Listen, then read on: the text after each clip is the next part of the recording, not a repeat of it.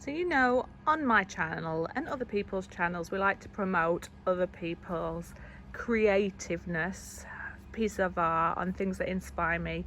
And I went to pick up a wedding card. We're going out for a wedding tomorrow, not our own, not been signed up for Vegas yet.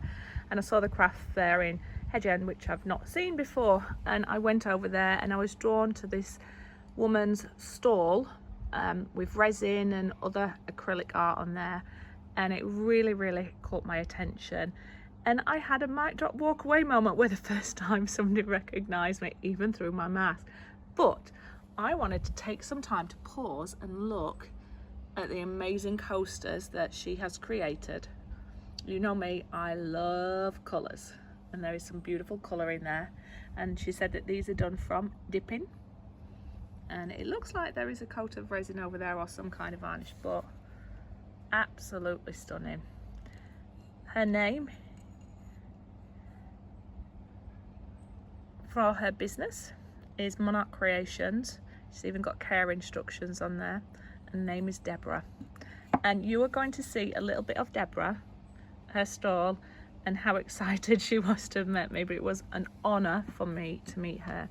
So these are going to be kept outside when we're entertaining for my new area that we've just got.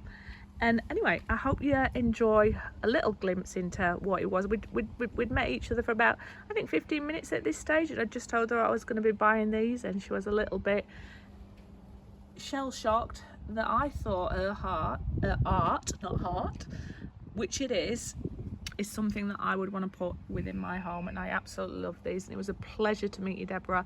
And you are very local to me, so I invite you to keep in contact with me. We could potentially do some craft fairs together, and also if you want to come and create in my studio and star on one of my videos, you know where to get me. Anyway, hope you enjoy this little insight into my world and Deborah's creations. So I have stumbled across an amazing artist local to me, and she's got acrylics, and we have, do you do the wood as well? Pardon? Do you do the wood as well? No, that's selling that for a gentleman, Yeah. retired gentleman. But I was attracted to these beautiful ocean pieces here, caught my eye, and then as I started talking, even with a mask on, I was recognised. So it's a mic drop, walk away moment. I've always wanted to be recognised in my local place. Nobody has. Now I have. But we are Monarch Creations. I've Yep. said that right. Yeah, wonderful. Monarch So Deborah and Hemsworth. You don't have a YouTube channel yet, but No, we're not yet. encouraging you to. Yes, I probably will. And where do we get your work from if we want to buy some? Just, well, I don't know. Facebook. Facebook. I'm here every Wednesday. All right, so I'll put the location down, but I'm Yeah. going to purchase these amazing coasters because I think they are going to look stunning in my home. And yeah, and I find out that I make Deborah laugh when I create my videos. Bless her. But I just wanted to give a little shout out to this amazing artist who's fairly local to me, and like I said, I can have a mic drop walk away moment. And I think Deborah's getting quite excited because I'm buying a piece of her artwork.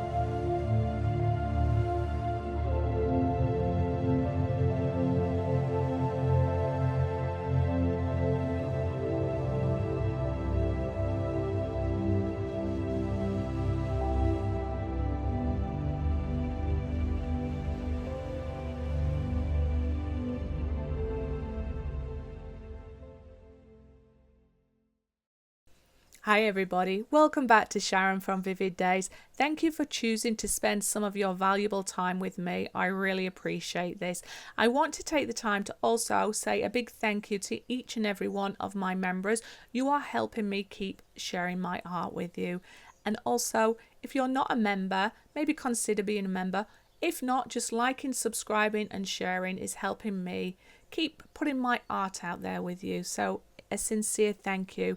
I hope also you didn't mind me sharing a little bit of the amazing Deborah's art that I found in a local to me craft fair. So if you haven't, check her out on Facebook. I really would appreciate that. Anyway, Sharon, you're digressing and it's time to talk about this project, this Dot-alicious, magnificent labour of love, but so worth it. I'm going to break down my process with you and hopefully you'll enjoy seeing more of this type of artwork. Let me know if you've tried something similar and if you want to see me create more of these with you. So the tools of the trade are firstly your imagination. Patience is also a secret ingredient, but I would encourage you to get yourself a little art book. These are just fine art markers that gradiate from 0.1 up to 7, and then there's other things like rounds and brushes and things like that. Now, the last time I did art like this or dot art like this was when I was at high school, and I did this for a lot of my coursework that went in for my final exams, and I'd forgot how therapeutic this is for the soul, and it's such a great project to work on because you can pick it up in your lunch break, or if you've got 15 minutes, or if you want to sit out in the sun like I did. And the world is your imagination, and you will have seen me so far. I showed you the pens, and I've not traced anything. I've not done any outlines. Any outlines that I do are with my fine markers, and I start with a thinner marker, so the thinnest one I've got, to map it out, and then I start to graduate the different sizes of the nibs to give you that darker, hopefully more depth within there. Now, if you've not worked with peacocks before, it's okay to have a reference photo just so that you understand some of the main characteristics. But again, this is not meant to be photorealism. The one thing I wanted to capture was the magnificent tail when it's fully reached out, and what I see are the eyes within those feathers and also the shapes. So I started with the body and then I started to work through the feathers, and I was just really having fun experimenting. And because I started with a lighter pen to start with, any mistakes you could sort of hide. And I think I'd love to know how many hundreds of thousands of dots have gone here, but as you're doing a lot you can get quite lazy and you can sort of drag it, and I didn't want to do that, so I tried purposely, if I noticed I were getting drags, to go back in there. Now, another thing I did was, even though you can see that there's lines going up now where the tail feathers are going in, you can see about 5 in there, some of them overlap, and you might think, oh, it's easy just to, why do I need to do the feather coming out of this line if it's already going over there? But I think it's important because it helps with that understanding of the mass that will be there, the shaking of the tail feathers, but also the depth. So I do encourage you not to cut corners, but have fun. It's your imagination. It can be what you want it to be. And I was a bit worried when I started adding the tail feathers because I didn't want the peacock himself to disappear. But I think I've got the balance right, and I'm thinking of doing some prints of this. And also I will be selling this piece of work. Now, this kind of art is going to be more expensive, although the material itself is not expensive. The amount of labour and skill that goes into this. But we'll see if people want to buy it or if they want to buy copies of this. So if you do, make sure you send me an email. All my contacts are on the homepage of my YouTube. I said sorry. And also on my Facebook. And also I'm thinking of doing some cards, so if you are thinking that you'd like to see some cards with this kind of artwork in there, and I might try and do some finished pieces, like unfinished pieces, so like half of a peacock. And I've got lots of different ideas in that, but I really do want your feedback. Would you like to see more of this kind of work within my channel, mixing it up?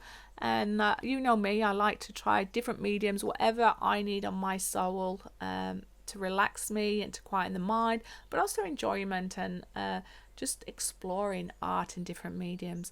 Anyway, I don't think there's much more commentary I'm going to give you at this stage. I want you to now relax and watch me create. If you've got any questions, feel free to pop it down in the comments below. I've not given it, this currently is all in real time, although I missed chunks. That's just to save you hours. Once I have completed one feather and one eye in real time, I speed it up for your preference. So it just looks like I'm dragging it, and I'm not. I can assure you each dot is being placed on there. Anyway, I'm going to put Sharon's Dodgy FM on. Thank you to each and every one of you for watching my videos and supporting, and I can't wait to continue to share my art with you and see what response I get for putting this video out there. Anyway, speak soon. Have a wonderful week. Keep safe, but above all, keep creating. I couldn't get my words out then. Typical Sharon. All right, Dodgy FM, right back at you.